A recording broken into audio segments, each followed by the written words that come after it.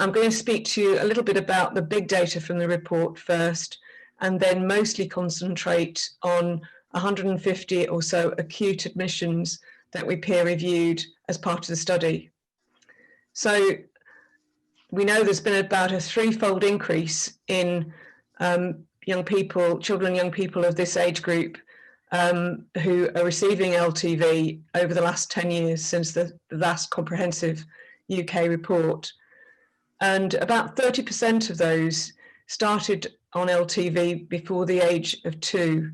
A quarter of them were over the age of 18, and about another quarter were between the ages of 14 and 18. So a large number of them that had either transitioned or were about to transition into adult care. So really important to understand that. About 16% of the total population of about 3,000 were on 24/7 ventilation, so highly dependent children and young people on LTV.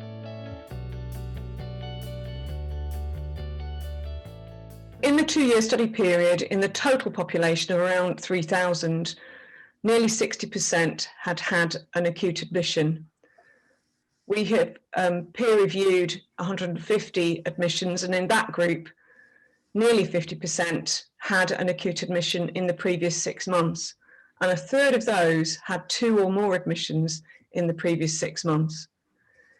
And also to say that those who'd been put on LTV within a 2-year period were twice as likely to be admitted in that last 6-month period, with 63% of those who'd been on LTV for less than 2 years having an acute admission.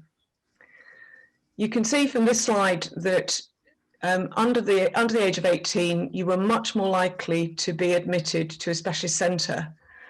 Whereas if you're in the over 18 group, that was less likely. And that had consequences in that the younger group travelled much further. So around 15% of those under the age of 18 travelled more than 50 miles to be admitted. But it's also worth noting that quite a lot of children and young people did actually get admitted to small or large district general hospitals.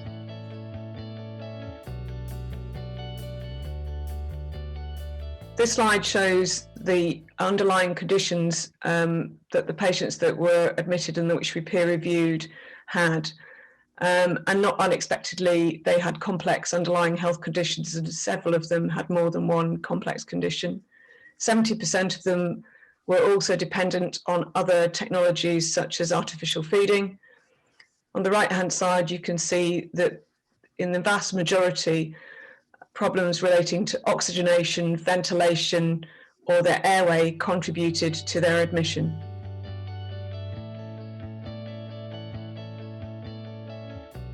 As part of the study, we had a focus on asking the opinion of parent carers and patients themselves on their experience of long-term ventilation. And we got good response from an online survey, and also we held focus groups. And from all this data, we were able to provide some really important insights into how it felt to be a patient in this situation. And these particular quotes relate to their experience when admitted. And really, they say it all and give an idea of how stressful it was to be a patient or a parent carer in this situation.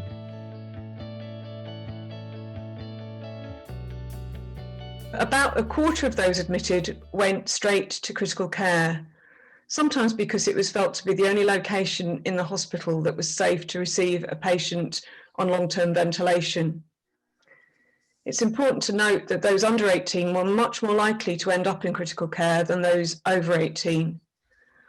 The quotations are below are from a health and social care questionnaire, which had a good level of responses. Around 250 people responded to this. And you can see from these how important that relationship with critical care is in these patients.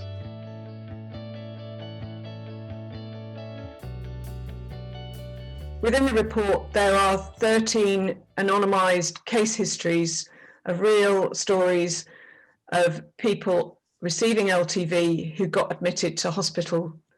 This is a case of a small baby recently discharged from a tertiary neonatal unit, and within 2 days of discharge is admitted to their local district hospital and needs intubation in the middle of the night by a general anaesthetist.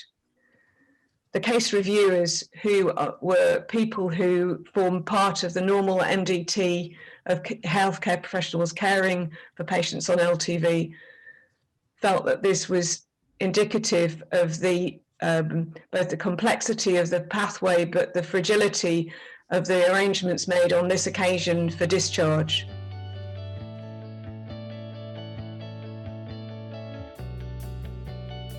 So here are some examples of emergency healthcare plans as recommended by the RCPCH and others for care of complex patients. This is not a new recommendation. When we peer reviewed the notes of patients on LTV and asked the lead clinicians involved in the admission of the patient whether there was such a plan in place, they said that there was a fast-track admission plan in about half of them, but only in about a third was there an emergency healthcare plan. When the reviewers looked at the notes, they could only find evidence of that, though, in about 15%. So, not surprisingly, within the NCEPOD report, we've made a strong recommendation that emergency healthcare plans are put in place at discharge, and that these are readily available if patients are readmitted, reviewed regularly, and form part of handheld records.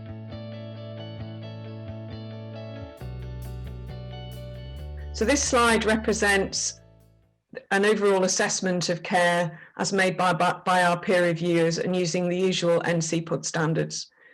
In 30% of cases, care was felt to be good, but in others, it was felt to be poor in relation to clinical care, organisational care, or both.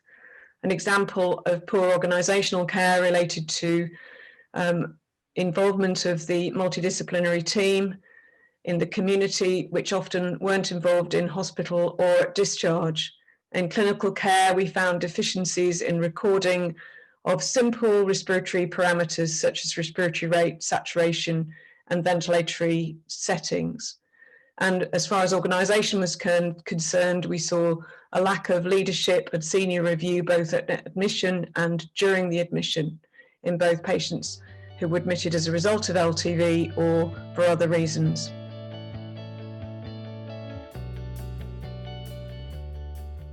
I hope that this is going to tempt you to dip into the NCEPOD report, which is free to download with other resources on the NCEPOD website.